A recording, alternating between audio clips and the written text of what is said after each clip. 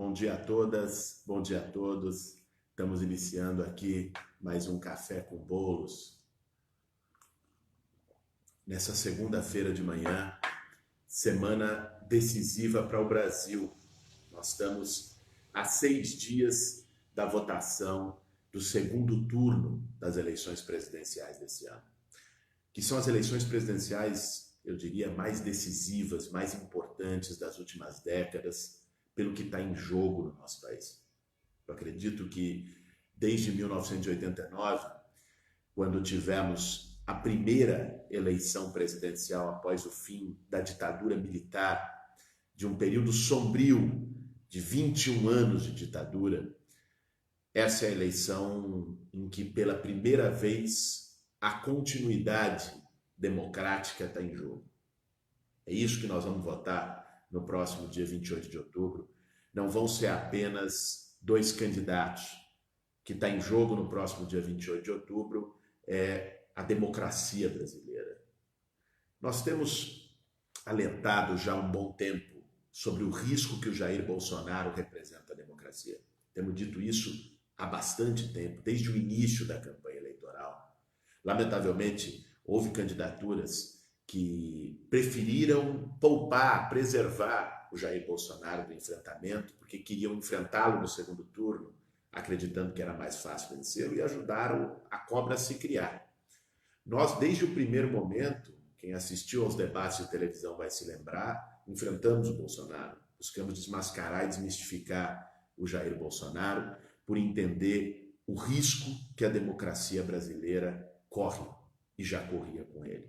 Isso foi minimizado pelas instituições, pelo Poder Judiciário, pela imprensa, por vários setores da sociedade que preferiram aproveitar de maneira oportunista o que o Jair Bolsonaro trazia como um caldo de ódio, envenenando as eleições, sobretudo o antipetismo, atacando o PT, e com isso acreditando que poderiam ter ganhos políticos. Olha o que está acontecendo nesse momento do país. Nós estamos a 6 dias de uma eleição e à beira de um profundo retrocesso democrático, caso se confirme o que está colocado nas pesquisas, caso não haja a virada que nós vamos buscar construir nesses próximos dias.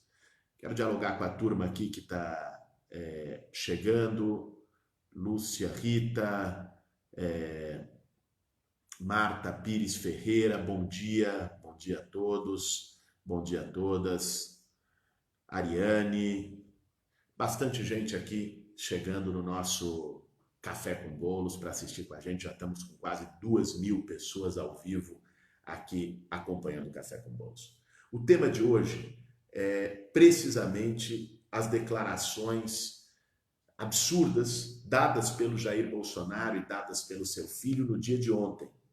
Para quem achava que era exagero da nossa parte, quando a gente dizia que Bolsonaro representa a ditadura, que Bolsonaro é uma ofensa à democracia no país, as declarações de ontem não deixam qualquer dúvida. Só não vê quem não quer ver. Vejam só, nós tivemos 2 fatos gravíssimos no dia de ontem a partir dessas declarações.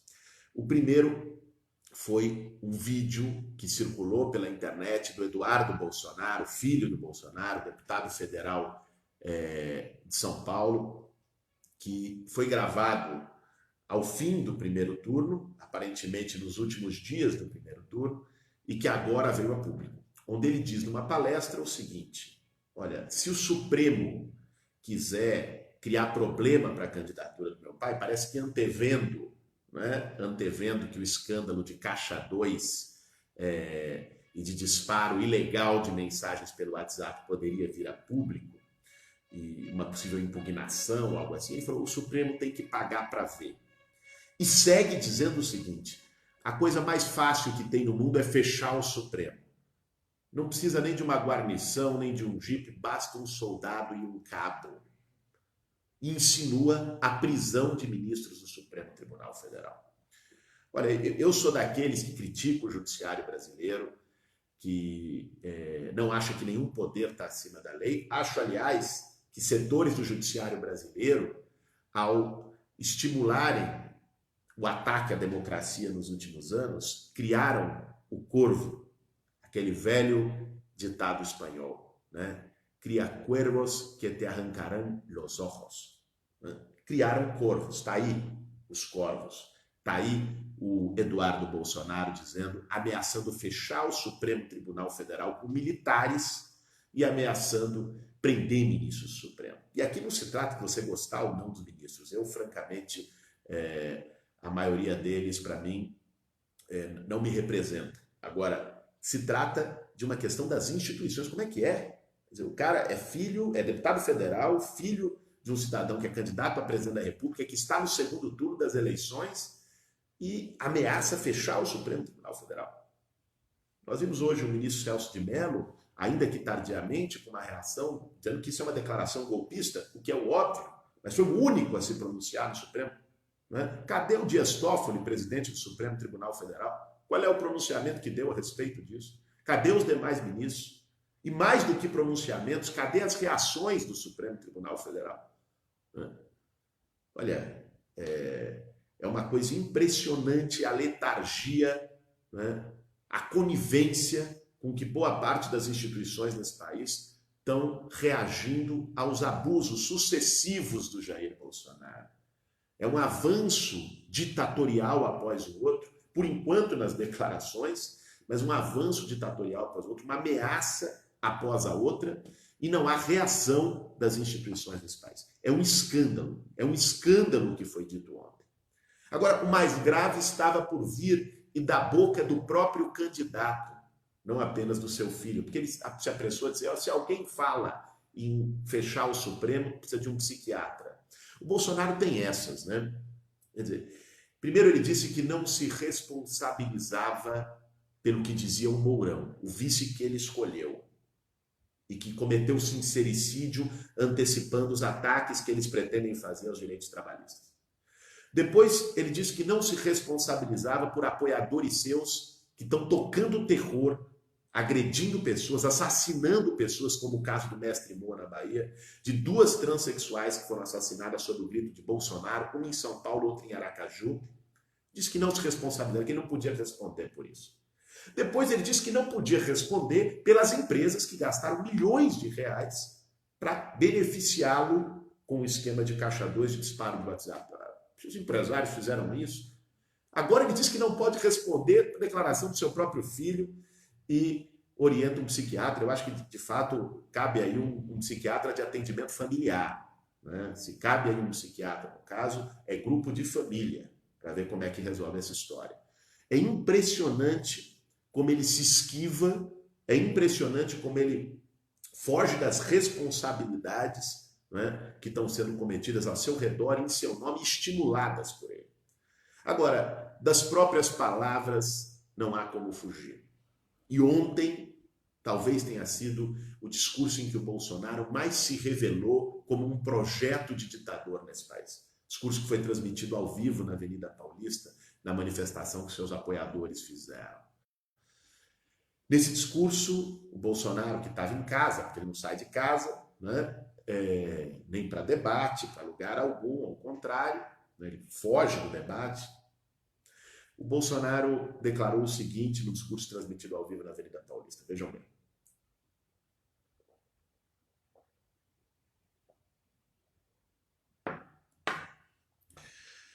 Primeiro, que quem é contra ele, que ele chamou os vermelhos, ou seja, a oposição política a ele, tem 2 opções. Ou sair do país, ou ir para a cadeia. Isso foi dito em 2018, no dia de ontem, por um candidato a presidente da República de um país dito democrático. Ou sair do país, ou ir para a cadeia. Ou seja, não há espaço para oposição. Quem discorda dele, ou vai ser preso, ou foge do país. É isso que ele está dizendo. Ele disse isso com todas as letras. Aconselho a quem não ouviu e achar que eu estou exagerando, vá lá e veja o vídeo. Ele disse isso com todas as letras.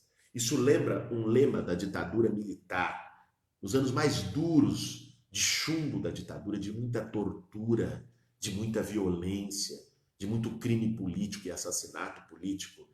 que eles criaram um lema que era Brasil, ame-o ou deixe. Na verdade, não era em relação ao país, era ditadura, ame-a ou deixe. E exilaram pessoas, expulsaram pessoas do país e fizeram prisões abomináveis com torturas de todo tipo. É isso que o Bolsonaro está pronunciando. É isso que ele diz que quer fazer. Né? Essa é a gravidade da situação que está colocada no país. Mas não parou por aí. Nominalmente, ele ameaçou de prisão o seu adversário de segundo turno. Que o Fernando Haddad vai ser preso.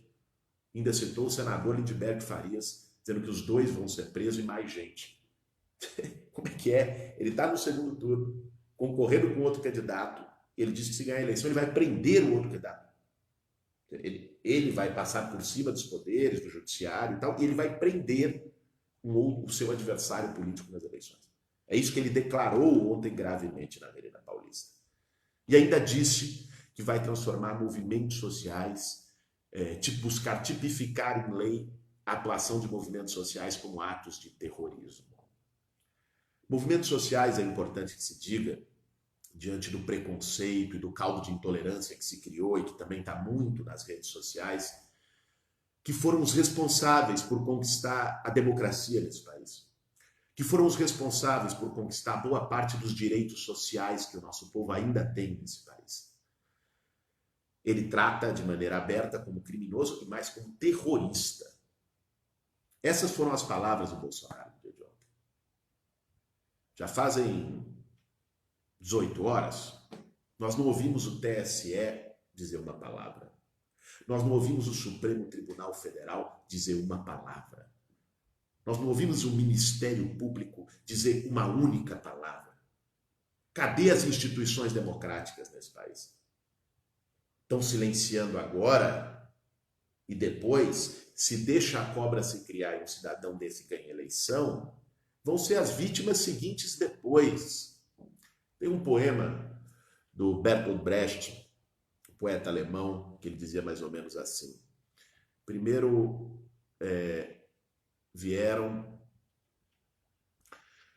pegaram os negros, e como eu não era negro, eu não disse nada.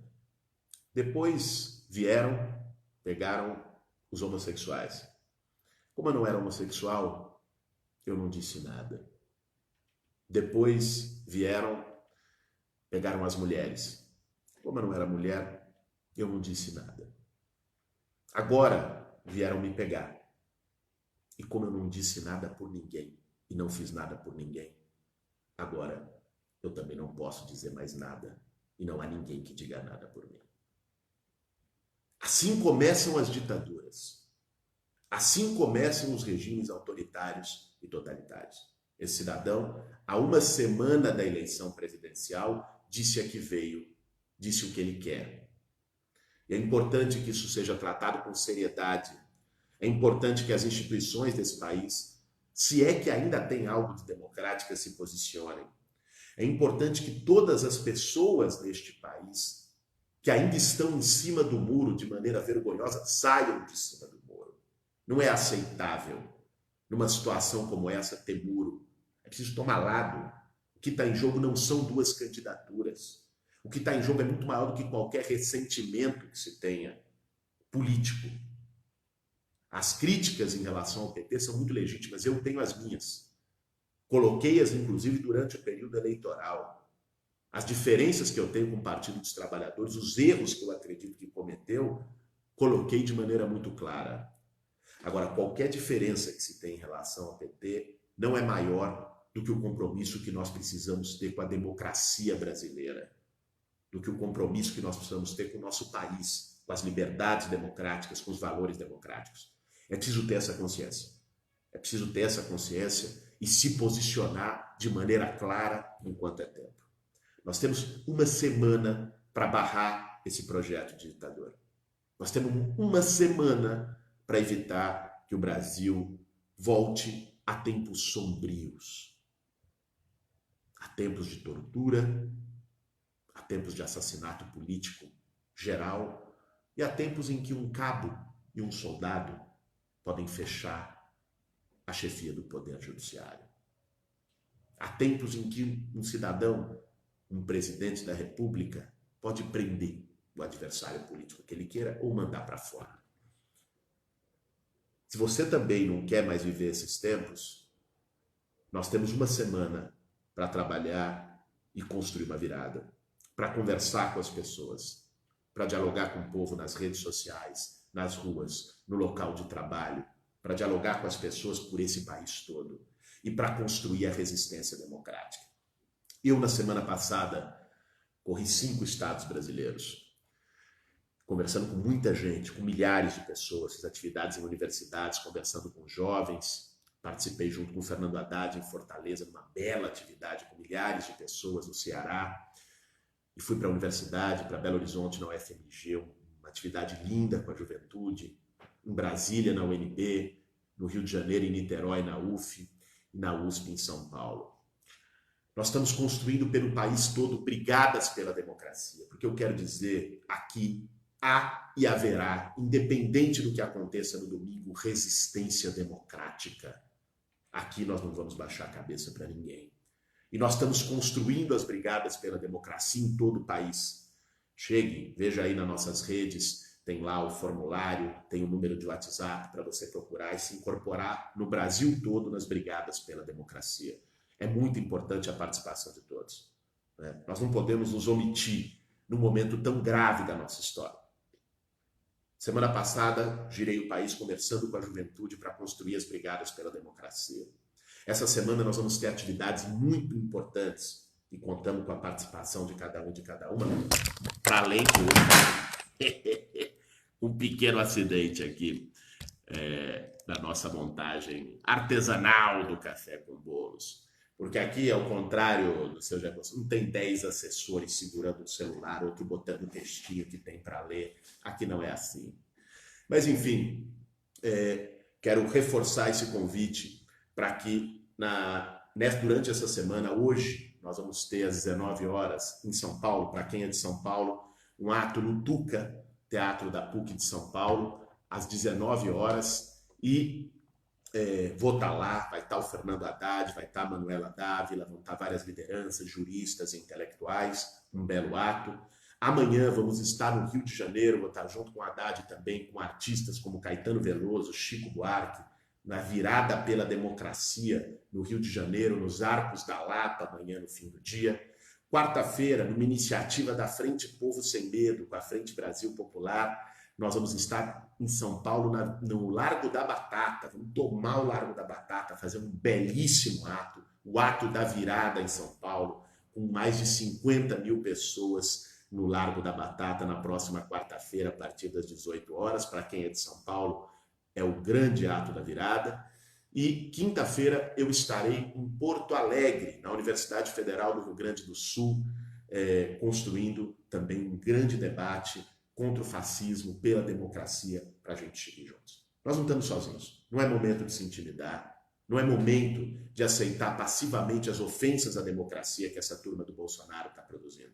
É momento de resistir, é momento de virar voto, é momento de alertar ao Brasil e às pessoas o que está em jogo nessa situação, a gravidade do que está em jogo. Então, contamos com cada um e cada uma, participe dessa agenda, se junte às brigadas pela democracia e vamos nessa. Agradecendo, nós temos mais de 5 mil pessoas nos assistindo ao vivo nesse Café com Bolos. Ângela aqui entrando agora, muito bom ter conosco na luta, na resistência. Estamos juntos, Ângela. Muita gente que está entrando e comentando. Naturalmente, os bolsominions que entram também, ofendendo, agredindo. Obrigado pela audiência dos bolsominions também. Fica muito honrado com a audiência de vocês, o nosso Café com Bolos. Mas, sobretudo, a satisfação de ter muita gente que está preocupada com a democracia também junto. Então, muito obrigado a todos que nos acompanharam hoje. Nós temos uma semana decisiva para a história do nosso país. Está aí a agenda, está aí as brigadas pela democracia. Vamos construir isso juntos. A resistência democrática vai prevalecer nesse país e vamos trabalhar para construir a virada nos próximos dias e no dia 28, derrotar o fascismo, derrotar esse projeto ditador, derrotar o atraso e eleger Fernando Haddad em nome da democracia no nosso país. Obrigado, gente. Boa segunda-feira, boa semana a todos.